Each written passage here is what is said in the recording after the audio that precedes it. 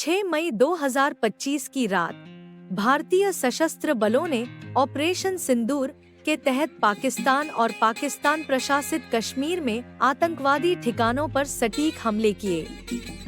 यह कार्रवाई 22 अप्रैल को पहलगाम में हुए आतंकी हमले के जवाब में की गई थी, जिसमें 26 निर्दोष तीर्थयात्रियों की जान गई थी। 22 अप्रैल 2025 को जम्मू कश्मीर के पहलगाम में बाईसरण घाटी में आतंकवादियों ने तीर्थयात्रियों पर हमला किया, जिसमें 26 लोग मारे गए और 20 घायल हुए। हमलावरों ने गैर मुस्लिमों को निशाना बनाया, जिसमें 25 हिंदू और एक ईसाई तीर्थयात्री शामिल थे। इस हमले की जिम्मेदारी पहले द रेजिस्टेंस फ्रंट ने ली, जिसे बाद में वापस ले लिया गया।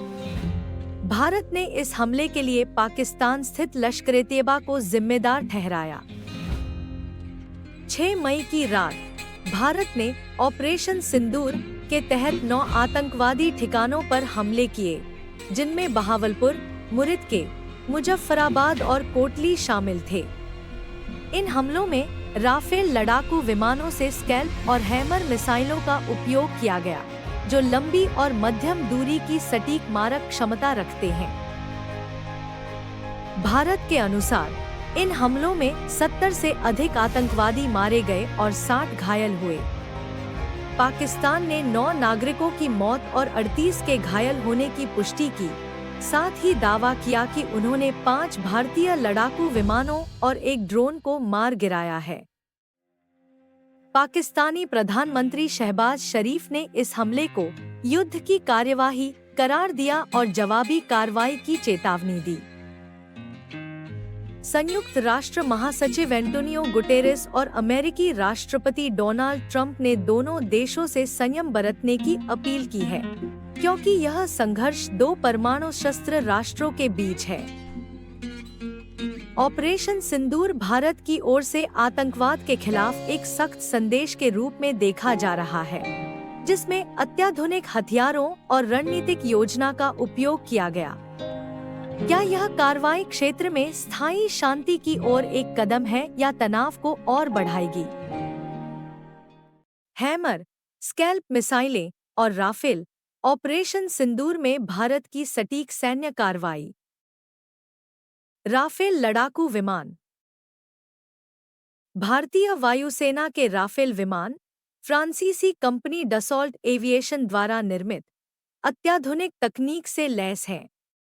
ये विमान विभिन्न प्रकार के हथियारों को ले जाने में सक्षम हैं, जिससे ये बहुभूमिका निभाने वाले लड़ाकू विमान बनते हैं। राफेल की विशेषताएं इसे लंबी दूरी की सटीक हमलों और विभिन्न मिशनों के लिए उपयुक्त बनाती हैं। Scalp missile.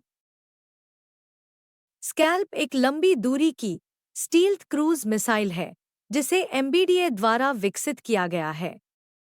यह मिसाइल 300 किलोमीटर से अधिक की दूरी तक सटीकता से लक्ष्य भेदने में सक्षम है। स्कैल्प का उपयोग गहरे दुश्मन क्षेत्र में स्थित उच्च मूल्य वाले संरक्षित लक्ष्यों को नष्ट करने के लिए किया जाता है। इसकी विशेषताएं इसे दुश्मन के रडार से बचाकर लक्ष्य तक पहुंचने में सक्षम बनाती हैं। Hammer missile. हैमर एक मध्यम दूरी की हवा से जमीन पर मार करने वाली प्रिसिजन गाइडेड म्यूनिशन है। यह मिसाइल 70 किलोमीटर तक की दूरी पर स्थित लक्ष्यों को सटीकता से भेदने में सक्षम है।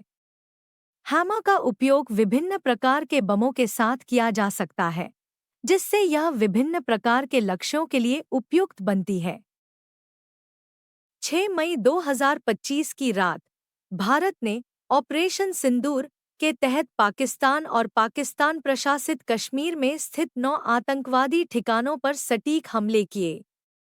इन हमलों में राफेल विमानों से स्कैल्प और हैमर मिसाइलों का उपयोग किया गया, जिससे आतंकवादी संगठनों के मुख्यालयों को भारी नुकसान पहुंचाया गया। यह अभियान भारतीय वायुसेना, नौसेना और सेना के संयुक्त प्रयास का परिणाम था, जिसमें अत्याधुनिक हथियार प्रणालियों का उपयोग कर आतंकवाद के खिलाफ सख्त संदेश दिया गया।